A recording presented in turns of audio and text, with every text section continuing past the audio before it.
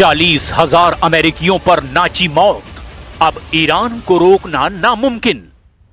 America और Israel के top नेताओं और कमांडरों का अनुमान है कि अगर ईरान पर 10 से 13 जनवरी 2026 के बीच हमला किया जाता तो अमेरिका और इजराइल को इसकी भारी कीमत चुकानी पड़ती। हैरान करने वाली खबर तो यह है कि खुद अमेरिका के विदेश मंत्री मार्को रूबियो ने मान लिया कि इस वक्त मिडिल ईस्ट में 40,000 से ज्यादा अमेरिकी सैनिक ईरान की तरफ से संभावित भीषण हमले की रेंज और चपेट में हैं।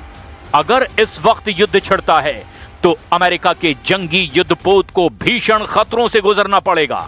दावा तो यह भी किया जा रहा है कि ईरान ने इस बार अपनी 3,000 बैलिस्टिक मिसाइलों को ऐसे गुप्त स्थानों से हमला करने के लिए तैयार कर दिया है जिसकी वजह से अमेरिका और इजराइल चाहकर भी ईरान की सभी मिसाइलों को रोक नहीं पाएंगे।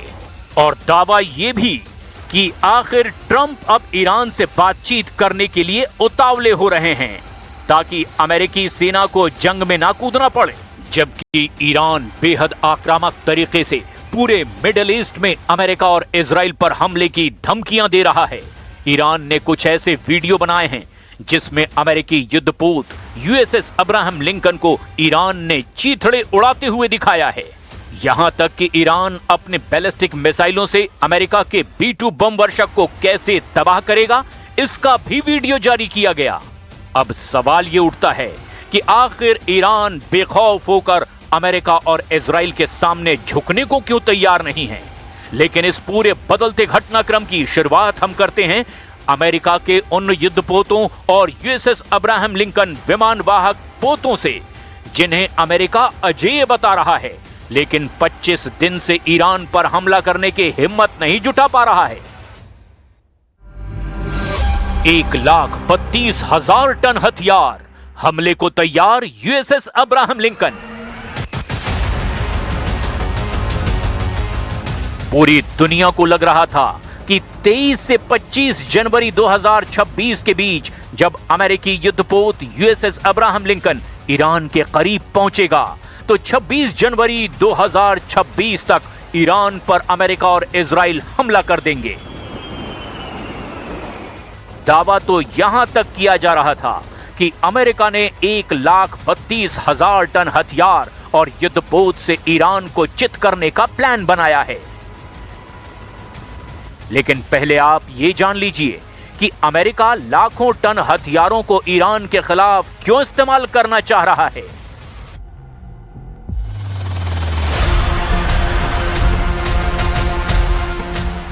दरअसल अमेरिका के सबसे शक्तिशाली विमान वाहक पोत यूएसएस अब्राहम लिंकन और उसके साथ तैनात युद्धपोतों के कुल वजन और ले जाए जा रहे सैन्य साजो सामान को जोड़ें तो एक हैरान करने वाला आंकड़ा सामने आता है।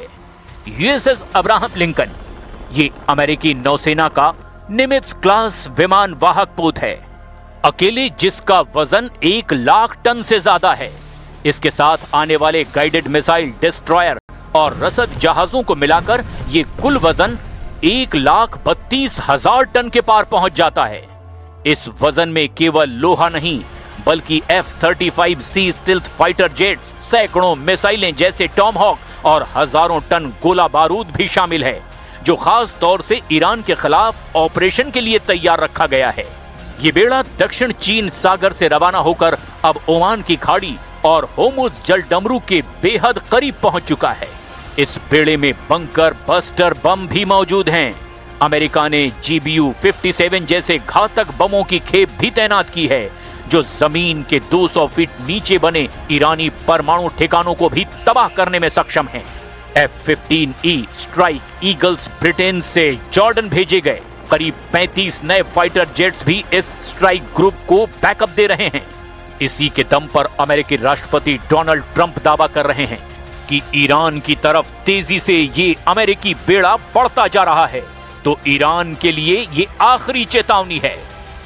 I have had and I am planning on it. Yeah, we have a lot of very big, very powerful ships sailing to Iran right now, and it would be great if we didn't have to use them. चला देंगे जंगी युद्धपोत, तबाह कर देंगे B-2 बम वर्षक।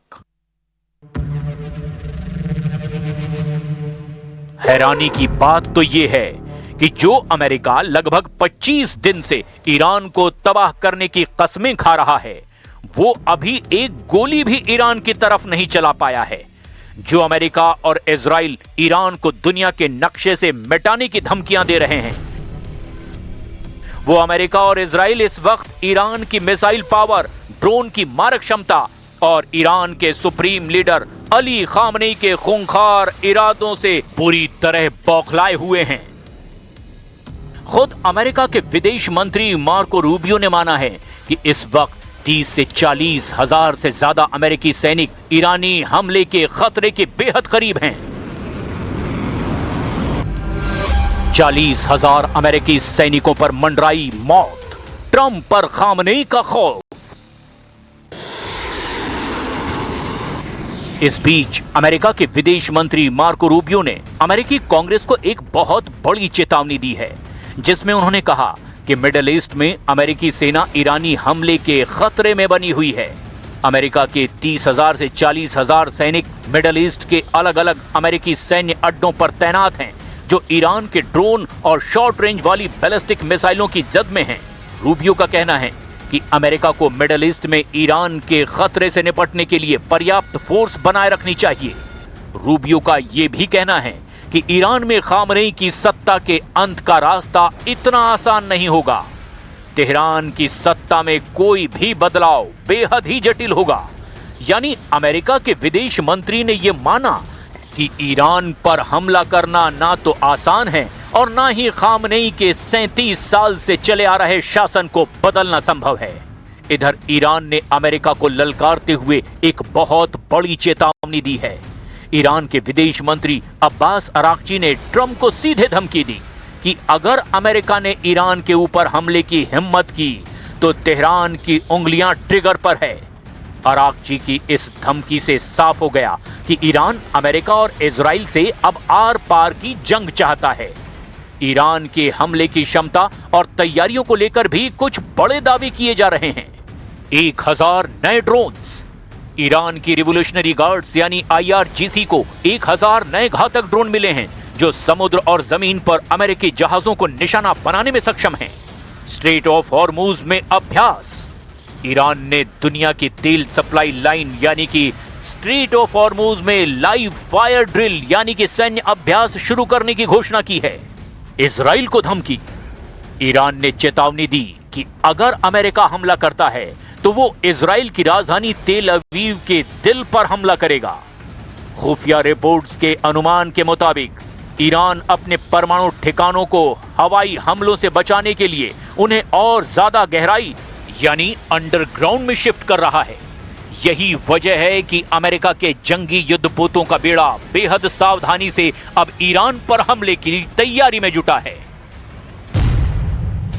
Iran पर अदृश्य हमले की तैयारी, घातक हमले को तैयार अमेरिकी युद्धपोत। जरा कल्पना कीजिए, अगर अमेरिका जमीन, समंदर और आसमान से एक साथ हमला ईरान पर कर दे तो ऐसे हालात में ईरान क्या कर सकता है? क्या वो अमेरिका और इजराइल के संयुक्त हमले के सामने टिक पाएगा?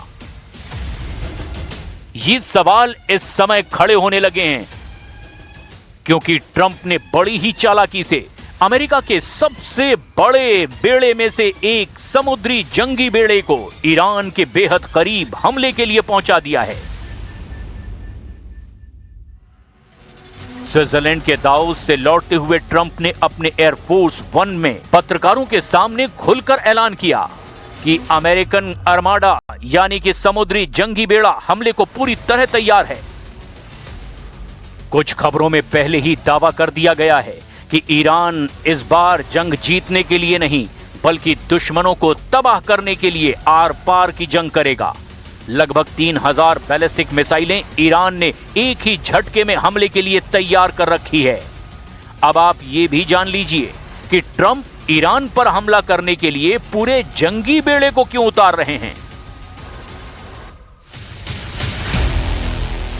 अमेरिकी नौसेना का सबसे शक्तिशाली परमाणु संचालित विमान वाहक पोत USS अब्राहम लिंकन यानी CVN-72 मिडिल ईस्ट यानी कि मध्य पूर्व के बेहद करीब पहुंच चुका है।